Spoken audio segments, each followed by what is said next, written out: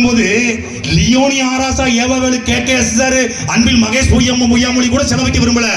கருணாநிதி உயிரோடு இருக்கும்போது கனிமொழி ஒரு படங்க, ஜெய் படம்.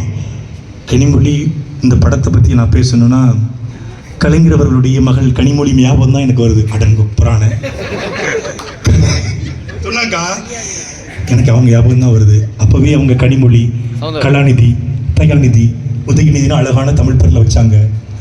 என்னோட ஒரே ஒரு கோரிக்கை தான், ஐயா கலைஞர் அவர்களுக்கு ஒரு சிலை வைக்கணும். சிலை வைப்பன்னு சொன்ன அவருக்கு உன் ஓட்டா, சிலை வச்சா உடைப்பேன் அப்படின்னு சொன்ன செல்வன் சீமானுக்கு உன் ஓட்டா என்பதை நீ நிரூபிச்சு நீ பார்த்துக்க. யார் உங்களுக்கானவன், யார் மக்களுக்கானவன், யார் நெஞ்சுரத்துப்பா. நாங்க கருணாநிதி ஜெயலலிதா செத்து போனதுக்கு அப்புறம் கட்சி ஆரம்பிச்சு அப்படியே மக்கள் அந்த வெற்றிடத்தை நிரப்பிடலாம், ஸ்பேஸை நிரப்பிடலாம் வந்தவங்க கிடையாது. கருணாநிதி ஜெயலலிதா உயிரோடு இருக்கும்போது திம்போடும் தைரியத்தோடும் துணிச்சலோடும் வந்தவர்கள். பேசினா ஜெயிலுக்கு போயிருவா. டே, ஜெயிலுக்கு போய் தாண்டா கட்சியே தொடங்கப்பட்டது. ஜெயிலுக்கு போய் தான் கட்சியை கண்ணன் கட்டாரு. சீமான யாருன்னு தெரியாது. சீமான சினிமாக்காரன் தானேங்கிறாங்க. சீமான ரசிகர் மன்றத்தில் இடுமானம் கார்த்திகாவும் எங்க அண்ணன் மாதவரத்தில் சேர்ந்த எங்களுடைய அண்ணன்மார்களும் இருந்தார்களா? நான் இருந்தனா? சீமானன் சினிமால படம் எடுத்தாரு. ஆனால் படம் எடுத்ததனால் அவர் புகழ் அடையல. என் மீனவனை அடித்தால் சிங்கள மாணவனை அடிப்பேன் என்று சொன்னதால் சிறைப்படுத்தப்பட்டாரு. ஜெயிலிருந்து வெளியே வந்தாரு. தம்பிகள் நின்றோம், தமிழ் தேசியமாக நின்றோம். என் தலைவன் இறந்து விட்டான் என்ற செய்தி வந்தது. பிரபாகரன் என்ற தலைவனுக்கு வார்த்தையில் தான் சாவு ஒழிய வாழ்க்கையில சாவு இல்லை. என் தலைவன் வருவான் என்று முழங்கினான் அண்ணன் சீமான். அதனால போய் நின்னோம். ஈழம் என்பது அரசியல் அல்ல, அவசியம் என்று உரைத்தார். டிபேட் வச்சுக்குவோம். தாவேக்காளர்களுடைய தலைவர் தொடங்கி கொள்கை பரப்பு செயலாளர் வரைக்கும் சாட்டை அலுவலகம் அண்ணா நகர்ல இருக்கு, திருவள்ளீஸ்வரர் நகர்ல. நானே ஒரு டிபேட் ரெடி பண்றேன். நானே ரெடி பண்றவா? நான் வரல. எங்க அக்கா கார்த்திகா, எங்க தம்பி அபு, எங்களுடைய பாத்திமா ஃபர்கானா, என் தம்பி இடுமானம் கார்த்திக்கு. இல்ல அதுவும் உனக்கு ரொம்ப ரொம்ப பெரிய ஆட்களா இருக்காங்க அப்படின்னா நீ வேணா எங்க மழலைகள் பாசறைக்கு உட்காரு.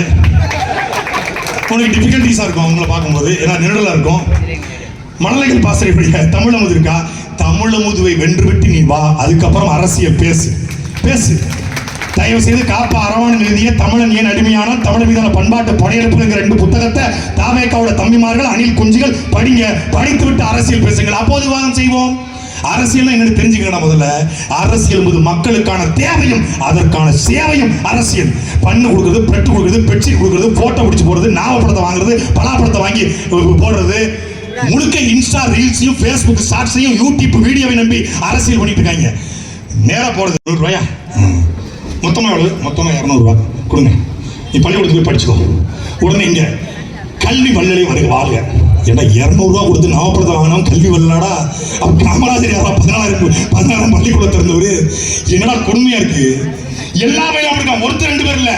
திமுக அமைச்சராது ஆட்சிக்கு வந்த பிறகு ரீல்ஸ் போடுறாங்க, ஒரு பில்டப் ஷாட் அடிக்கிறாங்க. வெள்ளவே டிக்கெட், நல்ல வெள்ள உள்ள வேணும். நீங்க மட்டும் தான் வெள்ள டிக்கெட் மாதிரி சேகர் பாபும் செந்தில் பாலாஜியும் அவங்க ரீல்ஸ் போடுவாங்க.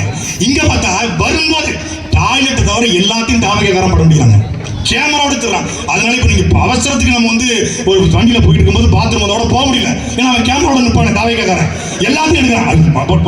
இப்படி கொடுமை. இதையும் அரசியல் பண்ண வேண்டிய தேவை வந்துருச்சு பாருங்க.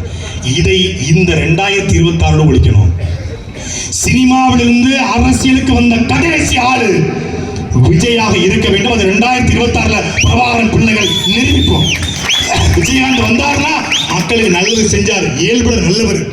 அரசியலா பிழையானவர், பிழை செஞ்சிட்டாரு. ஆனா இயல்புல நல்ல